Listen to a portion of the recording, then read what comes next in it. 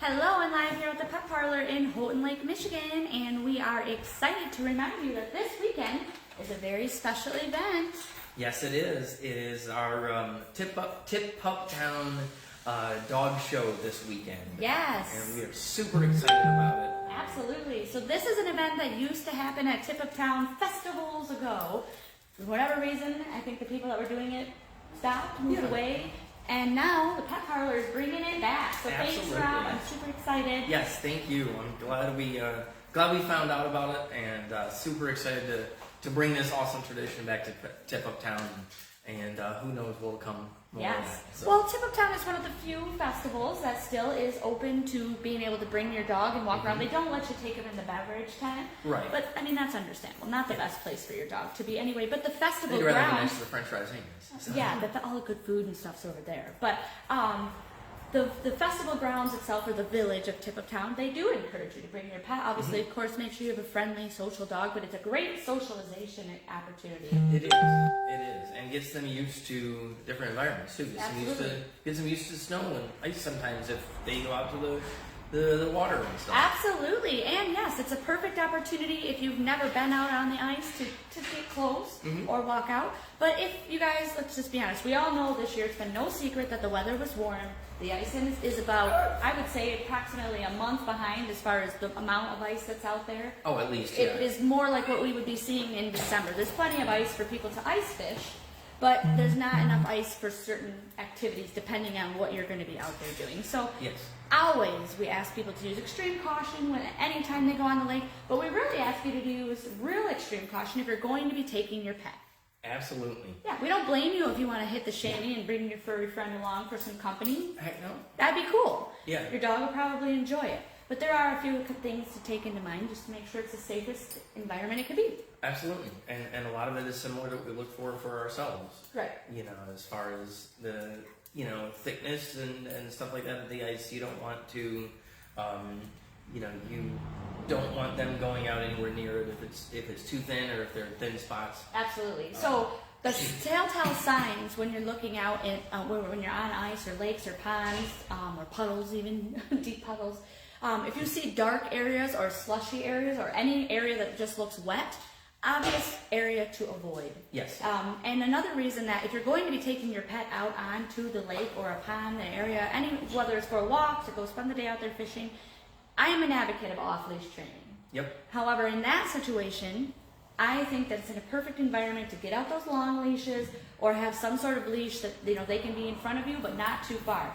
Yeah, you definitely want to keep them as close to you as possible because you're going to know some of the signs of thin ice, especially if you're a seasoned ice fisherman. Exactly, you're going to know those signs where your dog might not. Oh yeah. And they can get on a squirrel. Oh yeah. Run into a dangerous spot without even knowing it. Absolutely, and I know Therese, when he's running off leash, he is definitely, usually 20, 30 feet ahead of me, and I recall and we practice and he comes back. But on the ice, 20, 30 feet can make all the difference. Your dog can be in a dangerous environment before you would even ever notice it. So best to keep them on leash. And while they're on leash, let's be walking slowly because let's all just remember that's ice underneath their foot. And sometimes the lake or the pond is going to be covered with a healthy amount of snow, so we've got good traction. But most often the lake is going to be windblown, so it's very slippery. You're going to be dealing with smooth ice that's going to be, depending on your boots, could be very slippery. And if your dog sees anything and jerks, woo, that's very easy to happen. That's the end of that. And it can also be really slick for them because their feet are going to dip down a little bit more in the snow than ours are. Yeah. So they can hit that slippery surface before we do. And, especially if they have any sort of arthritis or joint issues. Well, and that's something to think about. You know how when you wear rubber boots and the cold will eventually radiate from the rubber boot into your, joints? Yes. Dogs will do the same thing too. Yep. And, I do recommend, I'm not a big fan of boots, my dogs never like them. But I do think that on an ice situation, a bootie can really help, especially because there's such thing as ice burn. Did you know that? I did. Yep, absolutely. And dogs get quite a bit on their pads because their pads are so sensitive. And boots do help. They can, aggravate the dog a little bit. Sometimes it takes them a long time to get used to them. If they have certain joint issues, you may want to be very careful and and watch that they're not limping a lot more when you take the boots off. Okay. And also with boots, sometimes the big advantage is it's going to keep those their paws safe and dry. It's going to keep them from getting cut on little shards of ice. Yeah. And also, sometimes it provides worlds of entertainment as they're getting used to walking in the boots. So, yes, they are. My little one. Pretty much what it looks like. My little one, I took about a 3-minute video of her trying to figure out how to work those boots. And they always end up looking like a turtle over Yes. on their back. But in all seriousness, there are different types of booties. So even if your pet maybe didn't like one, you could try another style. Make sure fit is proper, because of course, just like us with shoes, if it's not fitting well, you are not going to be comfortable. You're not Yep. going to want to wear them. But there are even booties, if you do spend a lot of time, whether the area that you're walking with your dog is icy, or you're going to go out onto the pond or lake, they even have some booties that offer a little extra traction, just like we have for our shoes and boots. Yes, they do. That absolutely. And so there's two different, like she was saying, there's two different kinds. The ones for traction, you can look at them. They're going to have a lot more tacky sole, and whereas the ones that are just for warmth, more for like fall and spring to keep them dry, stuff like that, are going to have the real smooth surfaces. Yeah. So you can have just as many options, honestly, as we do if you really really look. But the idea, if you're going to be spending significant, if you're just going to walk out there and selfie it and then walk back, a regular booty could be sufficient. But if you plan on taking them while you hit the hard water, yeah, probably a good investment, like you would invest in some good gear for yourself. Yep. And you can always make sure that your boots and your collars always match. It's always doable. Absolutely. Yes. And they do have a good selection of if you want to keep your pet warm while you're out there too. They do have a nice selection of vests and hoodies and jackets here in all different sizes for your pets, so you can keep them warm. And then not that we ever hope this is happening, and it's a very traumatic experience, whether it's a human or an animal. But if you are out in that situation and you do find that your pet has fallen through the ice, what do you need to do? First, most important thing is don't go after it. Yes. Because if your pet fell through, odds are good that you're going to fall through as well. Yep. And then both of you are in there and you're both in trouble. Absolutely. So that's one of the main reasons that we do recommend the leash, because if for some reason the leash was long enough that they got into a sketchy situation, you can use the leash as somewhat of an anchor rope to try and pull them back in, or at least keep them above water. Just as a pet, or just as a human would, hypothermia is very real for the pets if they were to fall through the water. So what we would recommend immediately is to keep calling your pet's name to try to keep them swimming. Try to throw them a long rope or a stick that they may be able to pull or bite on. It's a good tip if you're going to be taking your dog in environments like that, to teach them that command. Yep. Grab, hold, so that you can tug with them and they wouldn't just let go, because some of us teach our dogs to let go when we pull, and then that would counteract the so the more you put into this safety training and preparation with your pets out there, the better it's going to be all the way around. But again, call 911 immediately. The first responders, especially in our area, are trained for ice rescue recoveries, and it doesn't matter for both humans and they're trained for both, and they are going to have the proper equipment to retrieve your pet or someone with you properly. What they don't want to end up doing is retrieving more people or pets than they need to. So keep that in mind. And then once your pet is recovered from the ice, immediately dry them off and take them into, whether it's an emergency vet or your vet, immediately for to be checked over, because there's a lot that can happen. It's stressful on the body. Hypothermia can be a thing. Just scratches and physical injuries from trying to claw their way through the ice. It's sharp. So, exactly. Again, we hope that doesn't happen. And again, if you're in any way hesitant about going out on the ice yourself, it's probably a sure sign that you don't need to be out there with your pet.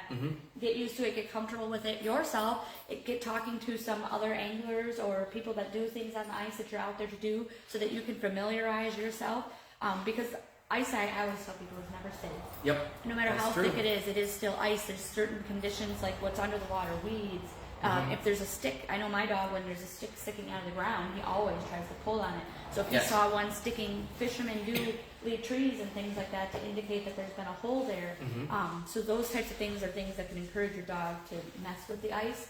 And another thing with running loose out there, speaking of ice fishermen, there are holes. People go out there fish. Not all holes are covered by a shanty. So there are going to be plenty of spots out there, this big around, that could be this thin where the rest of the ice is this thick because somebody fished there. Yep. So you walking over it with your boot, most likely your foot's going to span that hole, but your pet, their foot is going to go right through those holes. And sometimes people cut big openings depending on what kind of fish they're fishing for.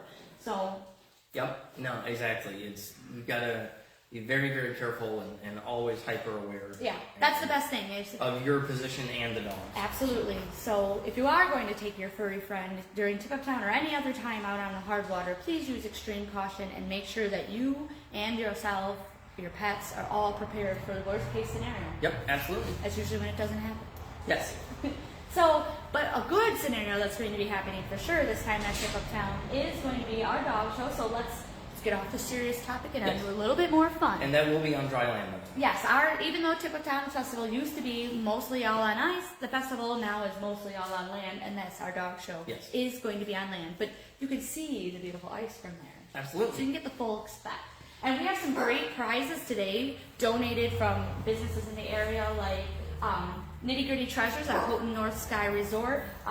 Like our old kennel has sent in some stuff. I know Pet Parlor's got prizes there. And then Daddy's Gifts, they have also sent in some prizes. So just one more time, I know we've told you a lot about the dog show and what we're going to be doing, but it's really a simple, fun way to socialize your pet and have a little fun. We'll be doing prizes for oldest, youngest, biggest, and smallest pet, and that's pretty easy. Just show up and we'll look at who's around. We'll have our official judges like the mayor and the marshal and the queen. We'll try to pull in them if they're not too busy. But the polar bear dip is at 1, so hopefully they'll be dried off by then and able to come over and visit us. They're jumping in the lake on purpose. Cuddle with some warm dogs. So. Yeah, we'll warm them up with our hearts at the dog. Absolutely. So let's take a look at some of the great items that we've had sent in. So we were talking about keeping your pet warm. Look at these nice wool sweaters. Chili dogs. Gorgeous. Yeah, there's a couple different sizes, couple different styles. We'll let people pick based on their pet. But these are going to be, we'll do like largest and then smallest dog, oldest and youngest. We got all sorts of prices. But specifically for our oldest dog, this is a very special prize. Daddy has sent in a gift certificate for $25 towards one of her hand-painted memorial bulbs that she does. And we specifically wanted this one to go to the oldest pet, simply because it's a great way to make a little memorial for your pet. Yes, exactly. So all of them deserve a memorial, but we thought it was a good fit for the oldest. Absolutely. And I have received a piece of her hand-painted art. I know you have also, and it is just fantastic. And they are amazing pieces. Very, very lifelike. Yes. Very, very nice. So we'll do that for oldest dog. These will be for some of the other categories, like our trick contest. We'll have multiple prizes there.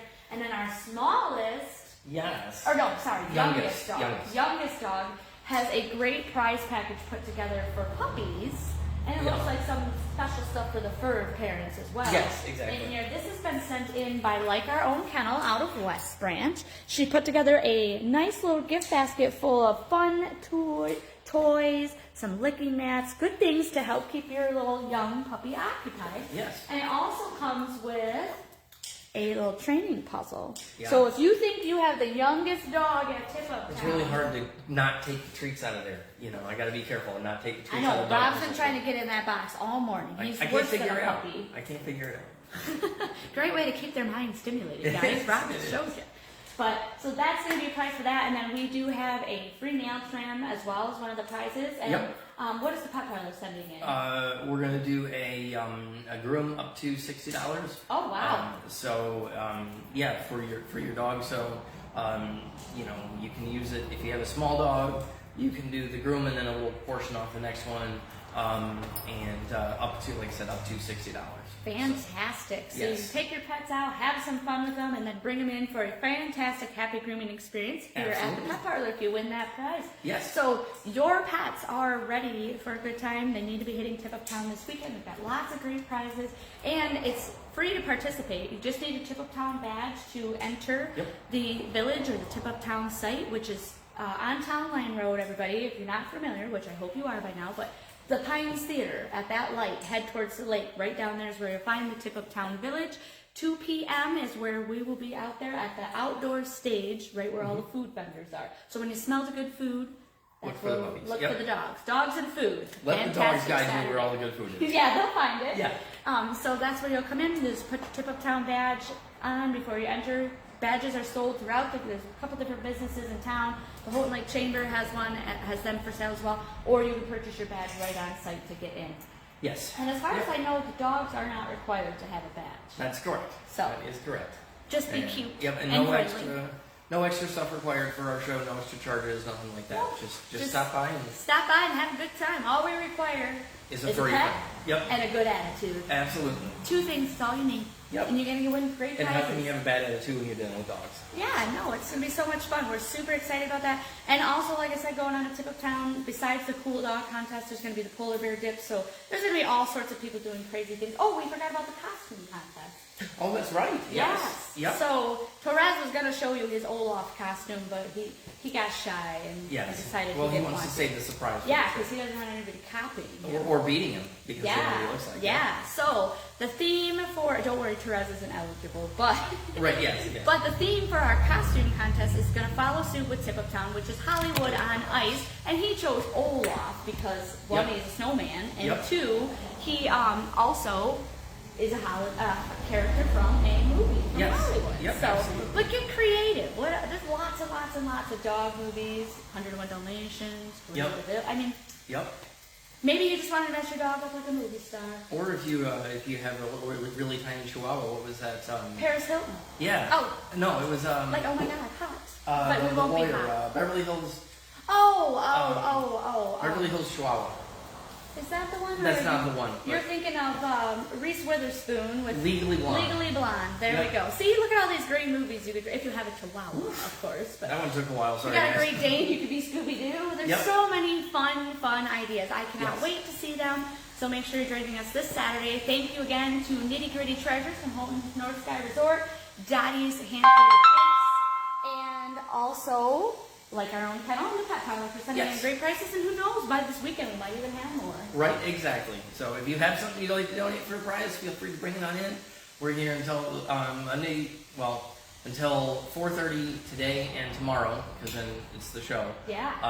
And we'll be happy to take those prizes, or if you want to meet us at the show, I'm sure we can figure out some last minute ideas. Absolutely. So. And remember, the Pet Parlor here in Houghton Lake is open Monday through Friday, and they are home of those $8 walk-in nail trims for dogs with no appointment, and the Happy Grooming Experience. So if you'd like to learn more about that, give them a call at 989-366-7500. And don't forget to inquire about the new doggy daycare service they offer here as well. Absolutely.